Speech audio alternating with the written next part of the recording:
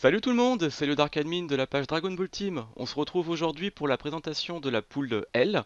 Et pour m'accompagner sur cette présentation, je suis avec Shibidams, l'auteur de My Destiny et également un très grand artiste qui a pu travailler à de nombreuses reprises sur différentes œuvres de Dragon Ball. Je te laisse te présenter. Merci, ça me gêne un peu. Euh, Mais non, faut pas.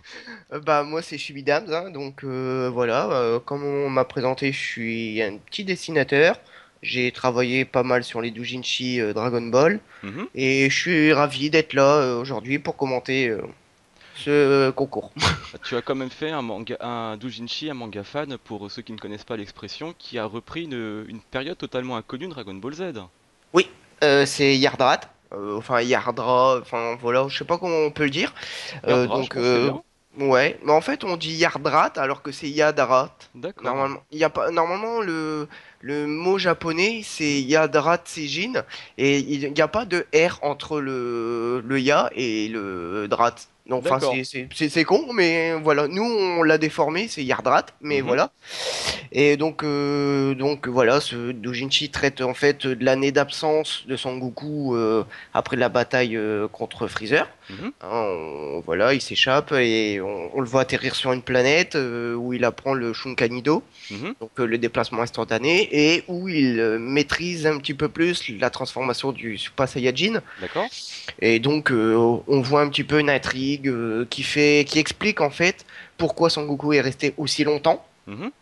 Et pour pallier un petit peu à la longue absence et être plus cohérent avec son retour après le combat de Trunk D'accord. contre Mecha Freezer, quoi. Et je la mettrai sur le descriptif de la vidéo sur YouTube. Est-ce que tu as un site ou une page où on peut retrouver tes œuvres? Alors, Yardrat, il est publié sur Amilova. Mhm. Donc, il y a juste à taper Yardrat, les pages sont dessus. Ou sur. Non, je crois qu'il y a que, ouais, que sur Yardrat. D'accord. Euh, pardon, que sur Amilova. J'ai du mal. T'inquiète pas, t'inquiète pas. Bon bah c'est cool tout ça. Et si je me trompe pas, tu fais également des Cardass. Oui, alors, je dessine des visuels Mhm, et ensuite, ben, mon collègue Nicolas Fancard mhm. les reprend pour en faire des power level, etc. Et je trouve ça assez fun parce qu'il y a une finalité en fait à mon dessin. Moi, Ouais. je le vois sous format carte et du coup, ça me fait plaisir.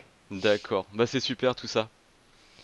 Revenons à la poule L. Alors, je vais vous présenter les personnages. On avait 5 combattants, dont 2 vraiment qui ont marqué les esprits dans cette poule. Alors, on avait l'être parfait ou presque. On avait Cell, C'est le terrible cyborg, la finalité de Dr. Gero. exactement, l'être qu'il a créé en réunissant toutes les cellules qu'il a pu avoir et toutes les technologies qu'il avait à disposition. À ce personnage, c'est pas mon arc préféré dans Dragon Ball Z, mais il a quand même marqué les esprits. Si, pour moi, c'est le meilleur arc. C'est vrai? Parce que, honnêtement, bon, tout fan de Dragon Ball va dire que c'est l'arc de Freezer le meilleur. Sauf que pour moi, je trouve que l'arc de Freezer était trop long. Là, Cell, c'était plus court. Mhm. Et bon, il y a un max de combats. On voit du Vegeta, on voit du Trunk, enfin Mirai Trunk, on voit Gohan et tout. Enfin bref, il y a on sentait une véritable tension, je trouve, qu'il n'y avait pas forcément enfin si, il y en avait quand même dans l'arc de Freezer, mais je trouve qu'elle était plus palpable avec celle parce que ça se passait sur Terre et qu'il y avait les 16 habitants et tout, et que c'était plus chiant, il y avait les Dragon Ball, si Piccolo est crevé, enfin et voilà, il fallait trouver un Il y autre avait de l'enjeu. dieu et tout. Ouais, voilà, il y avait des véritables enjeux. Je trouvais que c'était vraiment, pour moi, c'est l'arc le plus intéressant, en tout cas. D'accord. Ensuite, comme autre personnage, on avait le docteur. Je l'ai nommé sur l'image, comme vous pouvez voir, le docteur Aiguille. L'OAV plus ou moins arrivé en France sous le nom Docteur Aiguille ou la revanche des Super Namek. Non, pas les Super Namek. Enfin, je me souviens plus du nom exact. Mais le nom international est le docteur Raichi. J'ai fait exprès de mettre le nom français. Rassurez-vous, je sais qu'il a un autre nom. Docteur Aiguille. Imagine si c'était vraiment son nom. Oh là là, ça donne même pas peur, quoi. Enfin, ça fait pas peur. Un nom comme ça. Docteur Aiguille, ouah, à Docteur l'attaque. Aiguille, pouvez nous apporter la radio de Monsieur Machin? Non, Docteur Aichi, ça fait quand même mieux, quoi. Je trouve que ça pète plus la classe. Docteur Aiguille, t'aurais presque pu le placer dans Doctor House, lui. En C'est plus, il a clair. la tenue blanche et les gants bleus. Tu lui mets un petit bistouri, il aurait pu faire peur. C'est clair. Ensuite, nous avons dans cette poule, nous avions Kid Buu ou Buu pur pour les spécialistes de Buu. C'est la première forme de Buu, celle qui a été créée par BBD. Alors moi, ce personnage-là, je l'aime pas. Je sais pas pourquoi. Enfin, la version Kid Buu, je l'aime bien. Ouais. Mais un personnage qui parle pas, qui fait juste hi, hi, hi, hi, voilà, enfin ça m'énerve quoi. Il fait que ricaner, il est petit, il ressemble à rien. Enfin, je sais pas, c'est pas un personnage que j'aime bien. Ouais, de Buu, ma forme préférée, c'est la forme Super Buu, celle qui absorbe tous les terriens presque, ainsi que Gotenks et Gohan. Oui, voilà, celle-là, elle est un petit peu plus Celui-là, il est intéressante. fun. Ouais. Ensuite, nous avions le personnage sorti presque de nulle part. Nous avions Pac, l'ami de Sangoku Junior dans l'OAV 100 ans après de Dragon Ball GT. Bon, je pense que sur lui, il n'y a pas grand-chose à dire. Bon, si, moi je trouve. Si. Enfin, si, ben, c'est un personnage mignon qui nous rappelle un petit peu les brutes épaisses qu'on avait peut-être à l'école. Ouais, Je trouve que, ouais, c'est un bon personnage. Après, bon, il a pas un rôle super important, mais c'est un bon petit personnage quand même. ouais. Et le cinquième, nous avions Monsieur Fessalaire, le nudiste de la plage de Cap d'Agde. Nous avions Ricoum. Cette crème de Ricoum. Le Alors pauvre, lui, je l'humilie.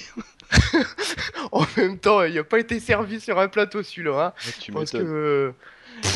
Il termine sans ses dents, le cul à l'air et avec une attaque de Vegeta pour le fumer à la fin. est quasiment chauve. Il est quasiment chaud, il doit lui rester un poil sur le caillou, il aurait presque pu devenir un Chaos 2. C'est Non, clair. là, je pense que là, j'ai plus de respect. Là, je vais avoir 50 000 dislikes en moins. Alors, dans cette poule, on a eu ces 5 combattants qui se sont affrontés durant 10 combats. 10 combats essentiellement à la notoriété. Et je viens de vous faire apparaître les résultats. Le dernier, Pac n'a obtenu aucune victoire, hélas, parce que c'était quand même un personnage vraiment courageux. Il aurait mérité, je pense, une victoire ou deux. En quatrième position, nous avons le docteur Raichi. Allez, on va prendre le nom international, ça vous fera plaisir. Dont sa seule victoire est contre ce pauvre Pac. En troisième position, nous avons Rikum, qui lui a gagné contre Pac et le Docteur Aiguille. Tiens, on va changer un peu le nom, histoire d'eux. Mais bon, il s'est quand même fait poutrer par Goku, par Vegeta, et je crois même qu'il se fait mettre une petite castagne par Yamcha dans le dessin animé quand il est sur la planète Kaio. Ouais, mais là, c'est un filer aussi, C'est donc un gros filer, ouais. Mais attends, mais t'imagines, Yamcha qui te pourrit le commando de Jinyu, quoi. Et les deux grands gagnants de la poule L, nous avons en deuxième place, nous avons Cell et Kid Buu. D'ailleurs, j'étais assez surpris de voir Kid Buu remporter son combat contre Cell à la notoriété. J'avais toujours entendu dire que l'arc Cell était plus populaire que l'arc Buu. Bah finalement, je me suis trompé. bon, c'est peut-être parce que les gens confondent la notoriété et peut-être la puissance. En fait, il y a un...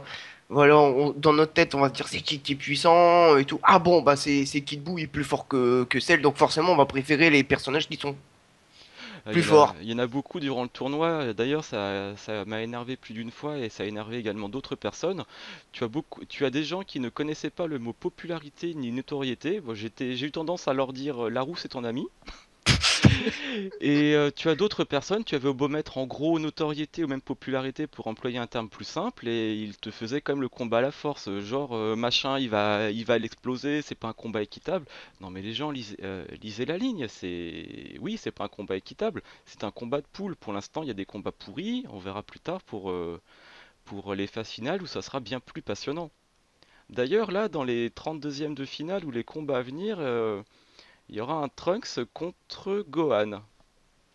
Non, j'ai commencé hier à préparer la suite du tournoi et ça va envoyer du lourd ça. Ça sera plus intéressant en effet. Tu m'étonnes. Et d'après mes estimations, on devrait avoir en huitième de finale un Broly contre Beerus. Ça va faire plaisir aux gens, ça. Oh, tu m'étonnes, entre ceux qui disent que Broly est plus fort que Beerus, ceux qui surestiment Broly avec le mononeurone qui te fait Kakaroto. Je sais pas, ça, je sens que quand je mettrai ce combat d'ici les huitièmes, je pense qu'il arrivera vers fin octobre, ça va jaser quand même. Mais pas qu'un peu. Je pense qu'on a déjà notre gagnant. Bah au classement général, figure-toi que pour l'instant Broly il est dans les 10 premiers, mais il n'est pas dans les 3 premiers. faut voir avec la suite de Dragon Ball Super. Ouais, Bon, déjà, l'épisode d'aujourd'hui, il a donné un beau rôle à Beerus. ouais, Je pense que rien que pour ça, déjà, il va monter dans le cœur des gens. j'espère. Et donc, ouais, ça peut changer le classement du tout au tout, quoi. C'est clair. D'ailleurs, j'ai trouvé un nouveau servant pour me faire à bouffer. J'ai engagé un clone de Zamasu. Il fait très bien le thé, mais je crois qu'il me regarde bizarrement. Il va peut-être me pisser dedans, me mettre du poison, je sens à force. Je vais finir comme Gowazu dans le monde alternatif. Je meurs. N'empêche, enfin, pour réagir à ce passage, enfin, j'ai pas vu l'épisode entier, mais pour les images que j'ai vues, le gars, il est pas très fut-fut, quoi. Je sais pas, moi j'ai une tasse de thé, l'eau, ça reflète. L'autre qui arrive derrière et qui veut de savate à coup de tranchant de la main, là, moi je suis censé le voir normalement derrière. Et le gars, il voit rien, donc il doit être vraiment vieux, hein. Tu m'étonnes, il est fatigué. Bah voilà tout le monde. Un petit résumé rapide. Est qualifié pour les 32e de finale Kid Buu et Cell.